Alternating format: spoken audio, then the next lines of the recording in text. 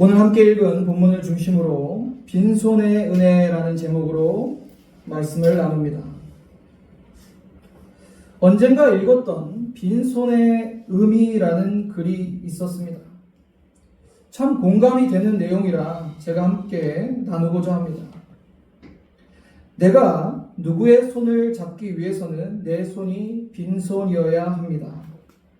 내 손에 너무 많은 것을 올려놓거나 너무 많은 것을 움켜쥐지 말아야 합니다. 내 손에 다른 무엇이 가득 들어있는 한 남의 손을 잡을 수가 없습니다. 여러분 공감이 되시나요? 우리는 내 손에 무언가 잔뜩 움켜쥐고 살려고 합니다. 그러나 움켜쥔 손으로는 다른 누구의 손도 잡을 수가 없습니다. 이처럼 우리의 신앙생활도 움켜쥔 손으로는 주님의 손을 잡기가 어렵습니다. 그래서 우리는 빈손일 때 주님의 은혜를 경험하게 됩니다. 빈손일 때 주님을 바라보고 그 손을 잡을 수가 있습니다. 오늘 본문에서는 이러한 빈손의 은혜를 경험한 사람의 이야기가 기록되어 있습니다. 본문은 예수님께서 베드로를 부르시는 과정을 상세하게 소개하고 있습니다. 본문의 시작은 이렇습니다. 어부였던 베드로는 그날도 밤새도록 물고기를 잡으려고 수고했지만 한 마리도 잡지 못했습니다.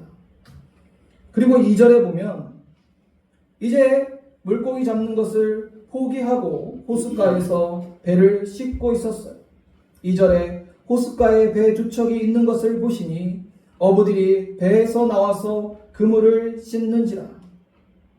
이제 그물을 씻는다는 것은 더 이상 오늘은 고기를 못 잡겠구나. 고기 잡는 것은 끝났다라는 행동이죠. 그런데 여러분 지금 그물을 씻고 있는 그 베드로의 심정이 어떠했을까요? 갈릴리 바다에서 잔뼈가 굵은 어부였어요. 베드로는 자신의 모든 노하우를 다 총동원해서 밤새 물고기를 잡았습니다. 그러나 결국은 그의 손은 빈손이었어요. 여러분 예를 들어서 시장에서 물건을 파는 상인이 하루 종일 자신의 노력과 수고를 다해서 물건을 팔았는데 물건을 하나도 팔지 못했다면 얼마나 속상할까요? 그러한 속상한 마음으로 가게를 정리하는 그 상인의 심정이 곧 지금 베드로의 심정인 것입니다. 그저 한숨만 푹푹 쉬면서 그물을 씻고 있었어요. 그런 베드로에게 예수님이 다가오십니다. 그리고 이렇게 말씀하세요. 내가 오늘 너의 배를 좀 써야겠다. 그리고 배를 육지에서 좀 떼어 주어라. 여러분 예수님이 베드로에게 나타나셔서 이 말씀을 하셨을 때 베드로는 어떤 마음이었을까요? 아니 지금 물고기를 한 마리도 못 잡아서 속상한데 난데없이 나타나서 배를 빌려달라고 하니 그것도 모자라서 배를 육지에서 좀 떼어놓으라고까지 요청을 하시니 얼마나 황당하고 짜증까지 나지 않았겠습니까?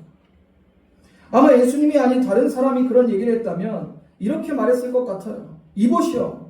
내가 오늘 물고기 한 마리도 못 잡아서 기분이 영 아닌데 쓸데없는 소리 하지 마시고 가서 딴 데 가서 알아보시오. 그런데 베드로도 아마 느꼈을 거예요. 예수님께는 어떤 위험과 권위가 느껴졌어요. 그러자 마음은 썩 내키지는 않았지만 예수님의 말씀을 따라 배를 빌려드리고 못해서 배를 조금 떼어서 예수님이 말씀을 전하신 일을 돕습니다. 아마 처음에 설교를 들으면서도 계속 짜증이 났을 거예요. 내가 지금 밤새도록 물고기 잡아서 한 마디도 못 잡고 그물 씻는데 와가지고 배 빌려달라고 하고 그것도 모자라도 배 띄워달라고 해서 내가 꼼짝도 못하고 여기 앉아서 예수님 설교를 들어야 돼. 힘드네. 근데 말씀을 듣다 보니 그의 마음이 조금씩 움직이기 시작하는 거예요. 변화가 일어났어요. 그리고 예수님이 말씀을 다 마치시고 베드로에게 이렇게 말하십니다. 4절을 보시면 함께 읽어볼까요? 말씀을 마치시고 시몬에게 이르시되 깊은 데로 가서 그물을 내려 고기를 잡으라. 예수님의 이 말씀에 베드로는 어떻게 반응을 했을까요? 아마 처음에 그물 씻고 있을 때 갑자기 오셔서 깊은 데로 가서 그물을 내리라고 하면 절대 그렇게 안 했을 거예요. 아니 지금 그물 다 씻고 오늘 물고기 잡는 거 접었는데 갑자기 당신 누군데 와서 깊은 데로 가서 그물을 내리려고 하느냐라고 따졌을 것 같아요. 그런데 주님의 말씀을 다 듣고 나서 분명히 베드로의 마음에 변화가 있었던 거예요. 그래서 무엇인지는 모르겠지만 정말 이분에게는 뭔가 특별하다. 그래서 이분의 말씀을 한번 믿어보고 깊은 데로 가서 그물을 내리자라고 결심했을 거예요. 5절을 보시면 시몬 베드로가 어떻게 말합니까? 함께 읽어볼까요? 시몬 대답하여 이르되 선생님 우리들이 밤새도록 수고하였으되 내가 그물을 내리리다 하고, 이 말이 이거예요. 선생님 우리가 밤이 새도록 물고기를 잡았지만 수고하였지만 잡은 것이 없습니다. 그러나 지금 당신의 말씀을 순종하여 그물을 내리겠습니다 라는 말이에요. 그렇게 주님의 말씀에 순종해서 그물을 내렸을 때 어떠한 일이 일어났습니까? 6절 7절을 보시면 그렇게 하니 고기 잡은 것이 심이 많아 그물이 찢어지는지라. 이에 다른 배에 있던 동무들에게 손짓하여 와서 도와달라 하니 그들이 와서 두 배의 채움에 잠기게 되었더라. 아멘. 주님의 말씀에 순종하여 깊은 곳에 가서 그물을 내린 후에 그물이 찢어질 정도로 많은 물고기가 잡혔다는 거예요. 그러한 놀라운 은혜를 경험하게 됩니다. 여러분 우리가 성경을 보면 하나님이 일하실 때가 언제인지 알 수 있습니다. 어부 베드로가 당시 밤에 물고기를 잡아야 된다는 거 잘 알고 있었어요. 그래서 밤새 물고기 잡으려고 수고하고 했었어요. 그런데 지금 날이 다 밝은 이후에는 물고기가 원래 잡히지가 않아요. 그물을 내려봐야 물고기가 잡을 수 없는 시간이에요. 전혀 고기가 잡을 수 없는 때에 주님이 말씀하셨고 그 말씀에 순종한 베드로가 그물을 내렸을 때 주님이 일하셨던 거예요. 주가 일하시네 라는 찬양의 가사를 보면 이렇게 가사가 되어 있어요. 날이 저물어 갈 때, 빈들에서 걸을 때, 그때가 하나님의 때. 내 힘으로 안 될 때, 빈손으로 걸을 때 주가 일하시네, 주가 일하시네. 도저히 그 일이 지금 이루어질 수 없을 때, 없는 상황에서 하나님은 일하십니다. 사람의 끝은 하나님의 시작임을 믿으시길 바랍니다. 여기까지 이야기를 정리해보면 베드로가 밤새도록 물고기를 잡으려고 수고하고 애썼지만 빈손이었어요. 그때 예수님이 나타나셨고 베드로의 배를 빌리시고 사람들에게 말씀을 가르치셨어요. 그 말씀을 마치신 후에 베드로에게 깊은 곳에 가서 그물을 내리라 하시고 순종하여 그물을 내리자 수많은 고기를 잡는 기적이 일어났습니다. 여기까지는 우리가 잘 아는 이야기죠. 그런데 여러분, 이 이야기를 한번 이렇게 가정해보면 어떨까요? 베드로가 밤새 자신의 경영과 노력으로 그물을 내리고 많은 고기를 잡았어요. 그렇게 베드로의 양손 가득 물고기가 쥐어졌을 때 예수님이 나타나셨다면 어땠을 것 같아요? 자, 상상을 해보세요. 고기를 많이 잡은 베드로가 콧노래를 부르며 기분 좋게 그물을 씻고 있습니다. 그때 예수님이 나타나셨어요. 배를 좀 빌려줄 수 있겠느냐? 그리고 배를 못해서 조금 띄워서 데워줄 수 있겠느냐? 언뜻 생각해보면 고기를 많이 잡아서 기분이 좋으니 흔쾌히 좋습니다. 배를 빌려드려야겠습니다 라고 말할 것도 같아요. 그러나 예수님 당시 고기를 잡던 어부들의 생활이 어떠했는지를 살펴보면 그렇지 않았을 거라는 것을 우리는 알 수 있습니다. 예수님 당시에 신약시대의 지중해 지역의 기본적인 식사는 올리브 기름과 포도주와 곁들인 빵과 생선이었어요. 그리고 더운 지역의 특성상 싱싱한 생선은 항상 그 수요가 부족했어요. 수요의 공급이 따라가지 못했습니다. 그래서 생선의 가격은 항상 비쌌어요. 교통이 발달하지 못하고 냉장 시설이 없었으니까 잡은 즉시 가공을 해야 상품성을 유지할 수 있었습니다. 그래서 잡은 즉시 소금에 절이거나 연기에 훈제를 했습니다. 자, 이제 여러분, 베드로가 어떻게 행동할지 답이 나왔죠? 베드로가 그 밤에 물고기를 많이 잡았다면 예수님이 배를 빌려달라고 했을 때, 배를 육지에서 좀 떼어달라고 했을 때, 아, 예수님 죄송한데 지금 물고기 많이 잡아서 내 손에 이렇게 물고기가 많아서 이것들 소금에 절이고 훈제해야 돼서 너무 바쁩니다. 다른 배 알아보세요. 이렇게 말하지 않았겠습니까? 손에 쥔 고기 때문에 그 고기를 빨리 가공하고 상품성을 유지해야 된다는 생각에 주님의 천국 복음을 들을 기회도 없고 2배에 가득 물고기를 잡는 기적도 경험하지 못했을 거예요. 무엇보다 예수 그리스도의 제자로 주님을 따라 나서는 그 영광된 일에도 함께하지 못했을 수도 있어요. 그러나 오늘 베드로는 철저하게 빈손이었어요. 물고기 단 한 마리도 잡지 못했다는 거죠. 당시 갈릴리 바다는 물반 고기반이라고 해도 과언이 아닐 정도로 물고기가 많이 있었습니다. 그런데 어부였던 그가 고기 잡는데 프로였던 베드로가 한 마리도 밤새 못 잡았다는 것. 이미 그때부터 주님이 역사하고 계셨던 거예요. 이미 주님은 그 밤에 베드로가 고기를 한 마리도 못 잡게 하셨어요. 빈손이어야지만이 주님의 은혜를 깨닫고 경험할 수 있기 때문이에요. 그 복음의 말씀이 들리기 때문이에요. 완전히 빈손이었던 베드로였기에 물고기 못 잡은 건 속상했지만 손에 쥔 것이 없었기 때문에 예수님이 배를 빌려달라는 그 말씀에 따를 수 있었던 거예요. 그래서 하나님의 은혜를 경험한 겁니다. 저와 여러분도 마찬가지입니다. 내 손에 무언가 쥐고 있는 게 있으면 절대 주님을 만나지 못해요. 그것만 신경 쓰고 있어요. 내 손에 쥐어진 돈과 내 손에 쥐어진 어떤 성공, 나에게 소중한 그 무언 것을 손에 쥐고 있으면 주님의 말씀에 들리지도 않고 주님을 만날 수도 없는 거예요.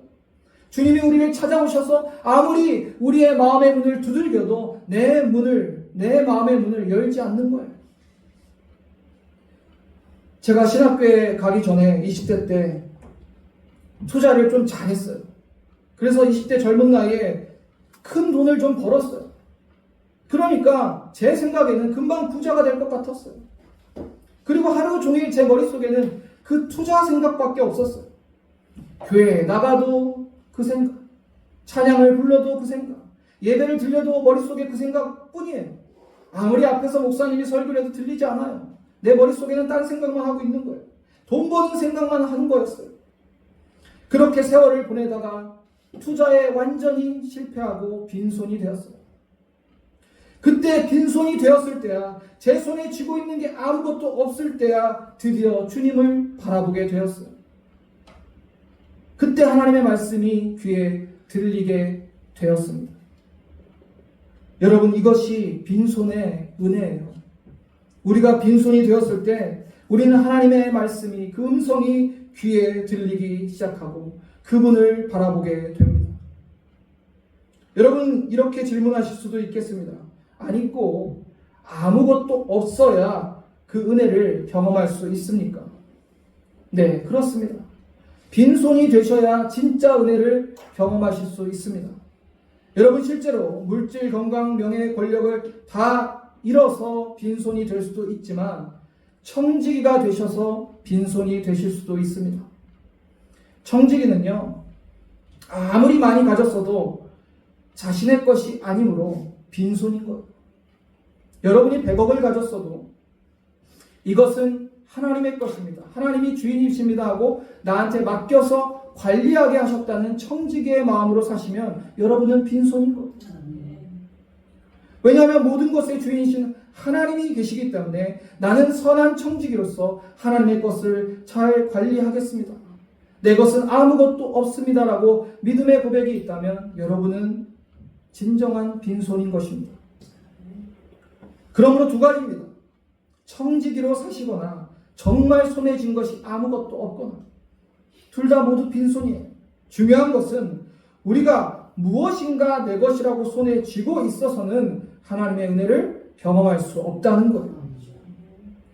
자, 이제 두 배에 가득 채워 잠길 정도로 물고기가 잡히는 은혜를 경험한 베드로가 어떻게 변합니까? 8절이 너무너무 중요한 말씀이에요. 함께 읽어보겠습니다. 시작. 시몬 베드로가 이르고 예수의 무릎 아래 엎드려 이르되 주여 나를 떠나소서 나는 죄인으로 싶다 하니. 아멘. 여러분 생각해 보세요. 도저히 일어날 수 없는 일이 눈앞에서 일어났어요. 우리는 그것을 기적이라고 하죠.